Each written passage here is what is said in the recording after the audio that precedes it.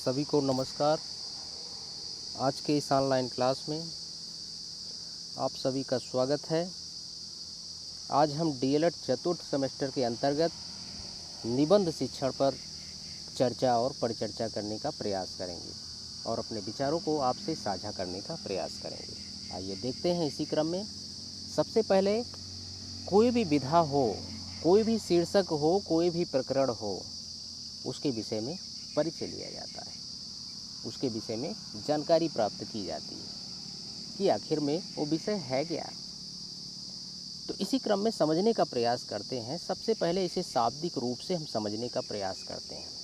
निबंध दो शब्दों से मिलकर बना हुआ है, आप देख रहे हैं, नि और बंध। और देखिए इसका अर्थ क्या है कि अच्छे प्रकार से या भली भांति तरीके से या उचित तरीके से बंधी हुई रचना को निबंध कहते हैं। ऐसा नहीं कि उसमें कोई संयोजन नहीं, कोई संगठन नहीं, कोई क्रम नहीं, तो ऐसी रचना को हम निबंध नहीं कह सकते हैं। तो वो रचना एक क्रमबद्ध रूप में संगठित हो, तभी हम उसे निबंध की मान्यता दे पाएंगे। तो अगर इसके क्षेत्र की बात करें कि निबंध किन किन विषयों पर लिखा जा सकता है, तो वास्तव में निबंध को किसी एक सीमा में नहीं बांधा जा सकता है, क्योंकि ये बहुत ही व्यापक इसका क्षेत्र है। ये सूक्ष्म से सूक्ष्म शीर्षक पर या बड़े से बड़े शीर्षक पर निबंध लिखा जा सकता है। क्षेत्र की बात करें तो कोई भी ऐसा क्षेत्र नहीं जिस पर निबंध ना लिखा जा सके। यहाँ तक कि किसी वस्तु पर भी निबंध लिखा जा सकता है, किसी व्यक्ति पर भी निबंध लिखा जा सकता है, किसी घटना पर भी निबंध लिखा जा सकता है। तो कहने का तात्पर्य है कि निबंध का क्षेत्र बहुत ही व्यापक है और इसकी विषय वस्तु किसी भी क्षेत्र से आप ले सकते हैं और उसे निबंध का रूप प्रदान कर सकते हैं। परिभाषाओं में बांधने का प्रयास करते हैं, देखते हैं। देखिए आप, निबंध वह गद्य रचना है जो किसी विषय पर विचार पूर्वक क्रमबद्ध रूप से लिखी गई हो। बात स्पष्ट हो रही है। दो चीज़ें इसमें हैं। विचार पूर्वक कि उसमें जो भी लिखा जाएगा कुछ न कुछ उसमें विचार होगा। बिना विचार के निबंध नहीं लिखा जा सकता है, उसमें विचार होना ही चाहिए, या कहें विचारों की अनिवार्यता होनी चाहिए। दूसरा सुशब्द है क्रमबद्ध रूप। तो जो भी निबंध लेखन होगा उसमें एक क्रम होगा, बिना क्रम के निबंध लेखन संभव नहीं। उसमें तारतम्य होगा, संगठन होगा और सुव्यवस्थित होगा। तो स्पष्ट है कि विचार होना चाहिए और क्या होना चाहिए, क्रमबद्ध होना चाहिए। तो देखते हैं विद्वानों के शब्दों में एक परिभाषा आपके सामने है। बाबू गुलाब राय के अनुसार निबंध उस गद्य रचना को कहते हैं जिसमें एक सीमित आकार के भीतर किसी विषय का वर्णन या प्रतिपादन एक विशेष निजीपन, स्वच्छंदता, सौष्ठव और सजीवता तथा आवश्यक संगति और संबद्धता के साथ किया गया। आप देख रहे हैं क्या क्या होना चाहिए। परिभाषा से आप देखिए, एक निबंध का लक्षण अगर पूछा जाए आपसे तो इस परिभाषा के आधार पर ही देख सकते हैं आप। जैसे पहला, अगर पहले की बात करें तो क्या होना चाहिए, सीमित आकार होना चाहिए। निबंध जो भी लिखा जाएगा उसका आकार सीमित होना चाहिए, छोटा होना चाहिए। ऐसा नहीं कि 15-20 पेज का आप निबंध लिखेंगे, वो लघु रूप में होगा। अगर हम प्राथमिक स्तर की बात करें तो उस स्तर में 2-3 पेज पर्याप्त है। और देखिए क्या होना चाहिए, किसी विषय का वर्णन होना चाहिए। कोई न कोई विषय होना चाहिए। बिना विषय के आप लेखन नहीं कर पाएंगे या निबंध नहीं लिख पाएंगे। उसका कोई न कोई विषय होना चाहिए, चाहे वो जिस प्रकार का विषय हो, सामाजिक, आर्थिक, राजनीतिक, सांस्कृतिक या कोई भी, लेकिन विषय होना चाहिए। और क्या होना चाहिए? निजीपन होना चाहिए। ऐसा नहीं कि कहीं से नकल किया आपने और पूरे निबंध को कॉपी कर दिया आपने, या दूसरे के विचार को उठा के रख दिया, तो उसे निबंध नहीं कहेंगे।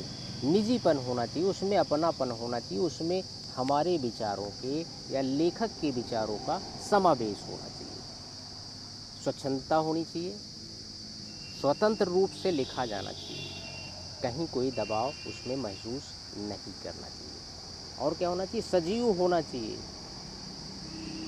जो भी आप वर्णन कर रहे हैं उसमें सजीवता झलकनी चाहिए।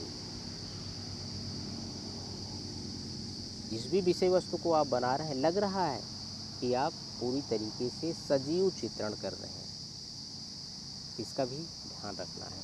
और क्या होना चाहिए? आवश्यक संगति। कहाँ किस प्रकार की संगति की आवश्यकता है? विषय वस्तु के हिसाब से उसकी भी ज़रूरत है। और क्या है? संबद्धता। जो भी विषय वस्तु है या जो भी अनुच्छेद हैं निबंध के, वो आपस में एक दूसरे से जुड़े होने चाहिए।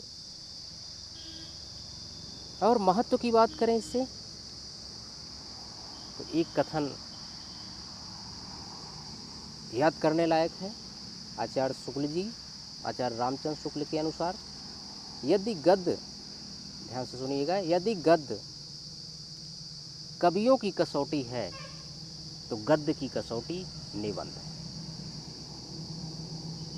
इससे निबंध के महत्व का परिचय मिलता है शुक्ल जी की कथन से। कवि जो हैं, लेखक जो हैं, उनके लेखन की मुख्य कसौटी आज के दौर में, वर्तमान दौर में गद्य है। अगर गद्य की कसौटी पूछा जाए कि मानक गद्य किस विधा में लिखा जा सकता है, तो आप बेशक निबंध विधा को बता सकते हैं। और एक विद्वान की परिभाषा हम आपको बता रहे हैं, पंडित श्याम सुंदर दास के अनुसार, निबंध वह लेख है जिसमें किसी गहन विषय पर विस्तार पूर्वक और पांडित्यपूर्ण ढंग से विचार किया गया। इनकी अपनी परिभाषा है। कहने का मतलब है इनके कि विषय कैसा होना चाहिए? विस्तार पूर्वक होना चाहिए और गहनता होना चाहिए, उसमें विचारों की गहराई होनी चाहिए। पांडित्यपूर्ण कि उसमें लेखक की विद्वता झलकनी चाहिए। तो परिभाषा हो गई, परिभाषा पर चर्चा हो गई। और आगे देखिए आप इसी क्रम में निबंध की विशेषताएं।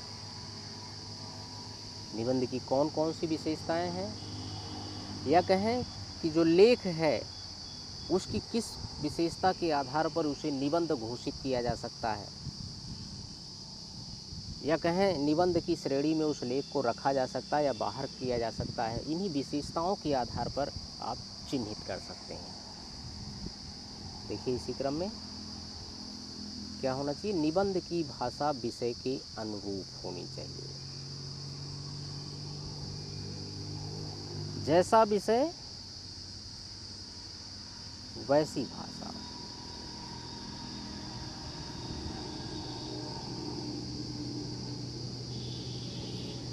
प्रभावशाली होनी चाहिए। जितना विषय प्रभावशाली उतनी भाषा प्रभावशाली, और उसमें कसावट भी होनी चाहिए। दूसरी विशेषता जो देखिए आप, निबंध संक्षेप में होना चाहिए। हम बार बार चर्चा कर रहे हैं कि निबंध बहुत विस्तार रूप में नहीं लिखा जाएगा, संक्षेप में लिखा जाएगा, ताकि सारे विचारों का समावेश हो सके। और क्या होना चाहिए? विचारों में परस्पर तारतम्यता होनी चाहिए। पहले भी हमने चर्चा किया कि जो भी विचार होंगे निबंध के अंतर्गत या निबंध में, उसमें तारतम्यता होनी चाहिए, आपस में एक दूसरे से जुड़े होने चाहिए। चौथी विशेषता आप देखिए, वर्तनी और विराम चिन्ह का शुद्ध प्रयोग होना चाहिए। पहले भी हमने कहा, शुक्ल जी की कथन की चर्चा की कि गद्य की कसौटी, गद्य का मानक क्या है? निबंध है। इसलिए इसमें वर्तनी की गलतियां अक्षम्य हैं। विराम चिन्हों का सही उपयोग आवश्यक है, क्योंकि अगर वर्तनी गलत हो गई, विराम चिन्ह गलत हो गए, तो निबंध आप नहीं लिख पाएंगे या उसे निबंध की संज्ञा नहीं दी जाएगी। और क्या होनी चाहिए? विषय से संबंधित सभी पहलुओं पर चर्चा होनी चाहिए। जो भी विषय लें आप, उस पर पूर्णतया चर्चा करनी पड़ेगी आपको। ऐसा नहीं उसके किसी एक खंड पर आप चर्चा करेंगे, बाकी पर आप चर्चा नहीं करेंगे, तो ऐसा नहीं होगा। उसके संपूर्ण पक्षों पर आपको चर्चा करनी पड़ेगी, संपूर्ण प्रकरण को उसमें समावेशित करना पड़ेगा। तो अब विशेषता देख लिए, 5 विशेषता हैं, या 5 के अलावा अन्य और सारी विशेषताएं हैं, लेकिन मुख्य विशेषता जो है यही है। इसके अनुसार आप निबंध, सही निबंध या उचित निबंध की आप पहचान कर सकते हैं। तो ये आज का भाग 1 हो गया है। इसके बाद हम उद्देश्यों की चर्चा करेंगे निबंध शिक्षण के। निबंध शिक्षण की विधाओं पर चर्चा करेंगे, या विकास क्रम पर उसके चर्चा करेंगे। निबंध के प्रकार पर चर्चा करेंगे, निबंध के अंग पर चर्चा करेंगे। आज की क्लास में बस इतना ही। धन्यवाद। पुनः अगली क्लास में मिलेंगे।